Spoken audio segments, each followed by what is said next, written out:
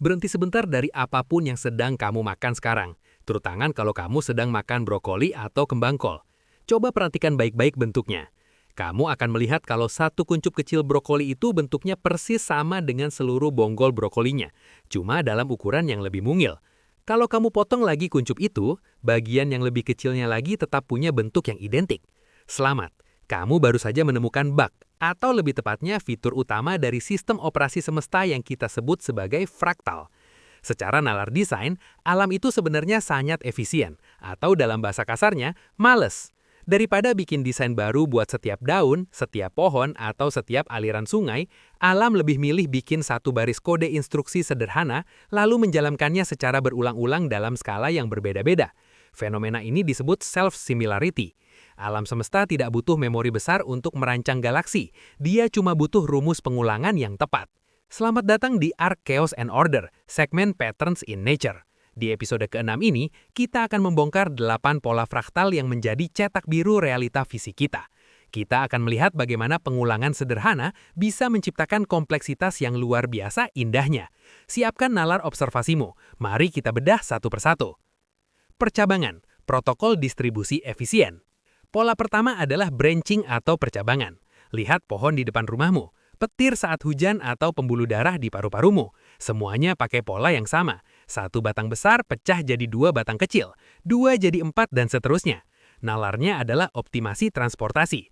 Alam butuh cara untuk memindahkan energi atau nutrisi dari satu titik pusat ke seluruh permukaan seluas mungkin dengan jalur sependek mungkin. Tanpa pola percabangan fraktal, paru-parumu cuma bakal berupa kantong kosong yang gagal menyerap oksigen secara maksimal.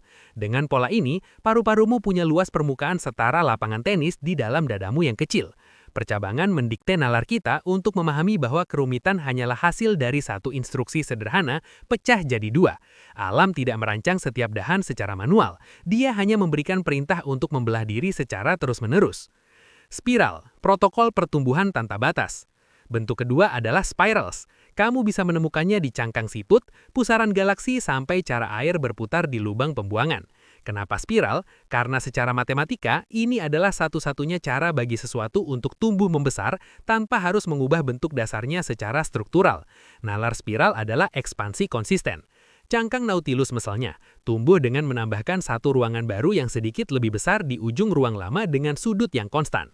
Ini adalah efisiensi ruang tingkat tinggi. POV kamu, lihatlah biji bunga matahari. Bijinya tersusun dalam spiral berlawanan arah agar biji sebanyak mungkin bisa muat di dalam lingkaran tanpa ada ruang kosong yang mubazir. Spiral mendikte nalar kita untuk memahami bahwa kemajuan tidak harus selalu lurus. Terkadang kita hanya perlu berputar pada prinsip yang sama, namun dengan skala yang lebih luas. Simetri, protokol keseimbangan dan redundansi. Bentuk ketiga adalah simetri atau simetri. Sisi kiri dan kanan wajahmu, sayap kupu-kupu atau kelopak bunga biasanya mencerminkan satu sama lain. Nalar simetri adalah tentang keseimbangan dan keamanan. Secara biologi, hewan yang simetris lebih gampang buat bergerak lurus dan menjaga keseimbangan gravitasi. Tapi ada nalar lain yang lebih cerdas, redundansi. Memiliki 2 mata atau 2 paru-paru yang simetris adalah cara alam memberikan asuransi. Kalau satu rusak, kamu masih punya cadangan. Otakmu dilatih untuk mengenali simetri sebagai indikator kesehatan dan keteraturan atau order. Simetri mendikte mentalmu untuk mencari harmoni di tengah kekacauan. Alam menggunakan simetri agar kita tahu mana yang merupakan hasil rancangan sistemis dan mana yang sekadar kecelakaan acak. Ubinan, protokol penutupan ruang. Lanjut ke pola keempat, tessellation atau pola mozaik yang berulang tanpa celah. Contoh paling legendaris adalah sarang lebah yang berbentuk heksagon, sisik ikan atau pola pada kulit buah nanas. Nalarnya adalah integritas struktural. Alam sangat benci kekosongan dan pemborosan material. Heksagon pada sarang lebah adalah bentuk paling efisien untuk menutupi sebuah permukaan dengan material sedikit mungkin, tapi punya kekuatan struktural sekuat mungkin. Setiap dinding berbagi beban dengan lubang di sebelahnya. POV kamu, lihatlah ubin kotak di lantai rumahmu. Kamu merasa rapi kan? Alam sudah melakukan standarisasi ubin ini sejutaan tahun sebelum toko bangunan ada. Tessellation mendikte nalar kita untuk memahami bahwa kekuatan sejati berasal dari kerjasama bagian-bagian kecil yang saling mengunci secara sempurna. Kelukan, protokol disipasi energi. Pernah bertanya kenapa sungai selalu berkelok-kelok kayak ular dan hampir nggak pernah lurus? Pola ini disebut meanders. Nalarnya adalah kontrol kecepatan. Kalau sungai lurus, air bakal meluncur terlalu cepat, ngerusak tanah di ujungnya, dan nggak sempat ngasih makan ekosistem di sekitarnya.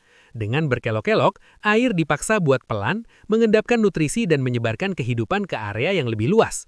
Kelukan adalah cara alam meredam energi yang terlalu besar agar tidak destruktif. Manusia belajar dari nalar ini saat membangun jalan di pegunungan yang berkelok-kelok untuk keamanan rem. Meanders mendikte nalar kita untuk memahami bahwa jalan memutar itu seringkali lebih aman dan rayap manfaat daripada jalan pintas yang berbahaya. Gelombang, protokol transfer energi. Pola keenam adalah gelombang atau waves yang terlihat di lautan, bukit daun gurun hingga pola awan. Gelombang adalah cara alam memindahkan energi melewati materi tanpa harus memindahkan materinya secara permanen. Nalarnya adalah osilasi dan resonansi. POV kamu, saat kamu melempar batu ke kolam tenang, riaknya menyebar secara berulang dalam skala yang makin besar. Kamu menyadari bahwa setiap riak adalah duplikasi dari riak sebelumnya dengan energi yang makin luruh. Gelombang adalah tanda bahwa ada energi yang lewat. Waves mendikte nalar kita untuk memahami bahwa segala sesuatu dalam hidup ini punya ritme. Ada saatnya naik dan ada saatnya turun. Alam semesta adalah sebuah simfoni getaran yang polanya selalu berulang di setiap level realita. Buih, protokol dukungan maksimal. Pola ketujuh adalah foams atau busa, yang bisa kamu lihat di sabun mandi, busa kopi latte hingga struktur dalam tulang manusia. Busa adalah kumpulan gelembung-gelembung kecil yang saling berhimpit. Nalarnya adalah stabilitas ringan.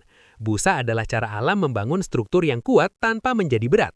Kalau tulang kamu padat kayak batu, kamu nggak bakal bisa lari karena keberatan badan. Tapi karena struktur tulang itu seperti busa kaku, dia jadi sangat kuat menahan beban tapi tetap ringan buat digerak. POV kamu, lihatlah busa sabun dan perhatikan bagaimana setiap gelembung selalu berusaha membentuk sudut 120 derajat saat bertemu. Ini adalah aturan matematika murni. Foams mendikte nalar kita bahwa kekuatan tidak selalu berarti kepadatan.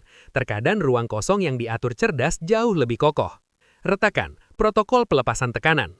Terakhir adalah pola yang sering dianggap rusak tapi sebenarnya adalah bagian dari desain, cracks atau retakan.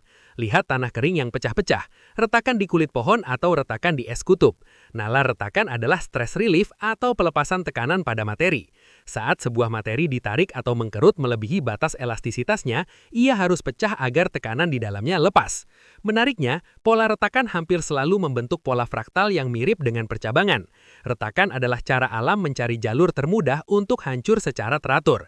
POV kamu, saat kamu melihat layar HP-mu yang retak, kamu sedang melihat hukum fisika yang sama bekerja.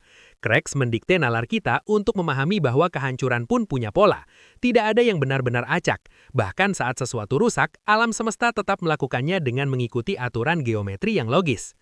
Jadi, apa benang merah dari 8 pola fraktal ini? Secara nalar, fraktal adalah solusi alam untuk mengatasi keterbatasan memori. Alam semesta tidak butuh superkomputer untuk merancang setiap pohon secara detail. Dia cukup menyimpang satu instruksi sederhana, lalu menjalankannya secara berulang-ulang. Fenomena self-similarity ini membuktikan bahwa pola di otakmu mirip dengan peta jaringan internet global, dan struktur atom mirip dengan struktur tata surya.